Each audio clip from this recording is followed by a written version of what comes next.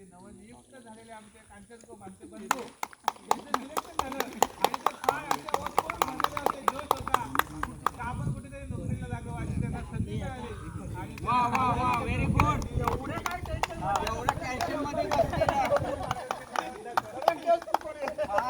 Tension मध्ये ते मासे शोधत होते. नको नको तू घरी जाऊन जा, पहिले आम्हाला दिले का?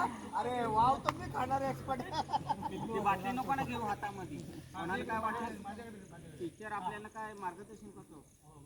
त्यानंतर म्हणजे आपण सर्वजण एकत्र आज योगायोग आला. खरोखर मला आनंद एवढा झाला होता कारण ही गोष्ट बरेच वर्षापासून मला हा अनुभव आहे का आज मी जिथं राहतो तिथं माझ्याजवळचे माझे मित्र पण गेट टुगेदरला जातात. तर मला प्रश्न पडायचा का आमचं गेट टुगेदर कधी होईल. कारण आताच्या पण घडीला मागच्या मेमध्ये पण आता काही लोकांनी केलं वाढायला लागलं. आमचं कधी होत नाही म्हणजे आम्हाला प्रश्न पडतो आम्हाला घरातच कसं जायला लागतं मध्ये का तर आम्हाला आपल्याला पण सुट्टी असते. पण आपला असा योगायोग आज 20 वर्षातून आला तर खरोखर मला एवढा आनंद झाला. माझ्यापेक्षा आनंद हे आपल्या साहेबांचा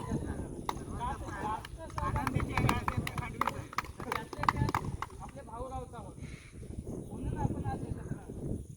खरोखर मला आज अभिमान आहे. आपण पूर्वीपासून राहत आलो. फार हाल काढलेले आहेत प्रत्येकाचं चांगलं होतं असं नव्हतं. पण आताच्या घडीला तरी थोडंफार कुठंतरी का होईना पण आहोत आपण.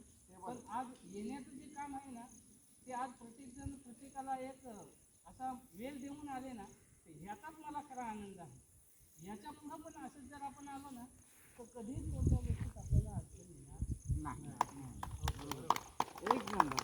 म्हणजे आपल्याला आज समाजात आपण जरी बाहेर असलो या गावातून त्या गावात असलो किंवा तालुक्यातून बाहेर असलो तरी कधी अडचण आली तरी आपलं मित्राला एखाद्याला फोन जणांपैकी एकाला कॉल केला आपण तो सॉल्व्ह होऊ शकतो.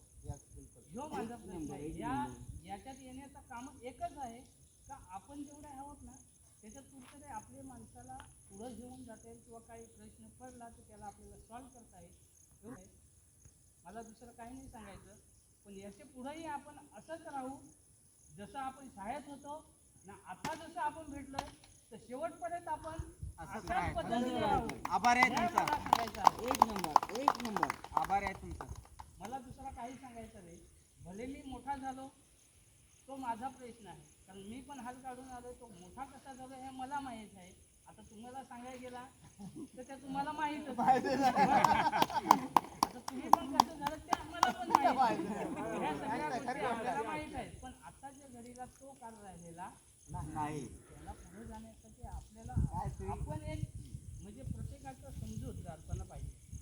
बाबा तो कसा गेला किंवा तो आता आपल्याला का विचारतो ह्या गोष्टी पण आपल्याला माहिती आहे. म्हणून आपण एकत्र का आलो.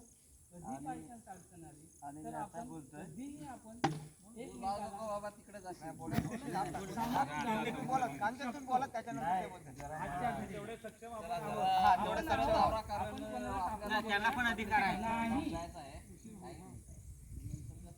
एवढीच माझी विनंती आहे की आज आपण जसं जमलो याच्या पुढे आपण फॅमिली त्याच पद्धतीने नक्कीच म्हणजे असा होईल आज आपण जरी नसलो तरी तुमच्या फॅमिली एकमेकाशी संपर्कात राहणार कारण आपण सगळ्या कामामध्ये व्यस्त असतो. याच्या पुढे भविष्यात जरी मी नसलो तरी माझी फॅमिली असली तरी तुम्ही त्यांना साथ देऊ शकता. म्हणून मला हे सांगायचं आहे की माझी मुलं जरी असली तरी तुम्ही त्यांना सोडू शकत नाही.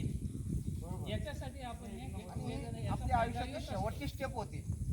आयुष्याची शेवटची स्टेप होतात जिथून आपण प्रत्येकाने वेगवेगळे मार्ग निवडले. असा तो एक एकोपा असतो.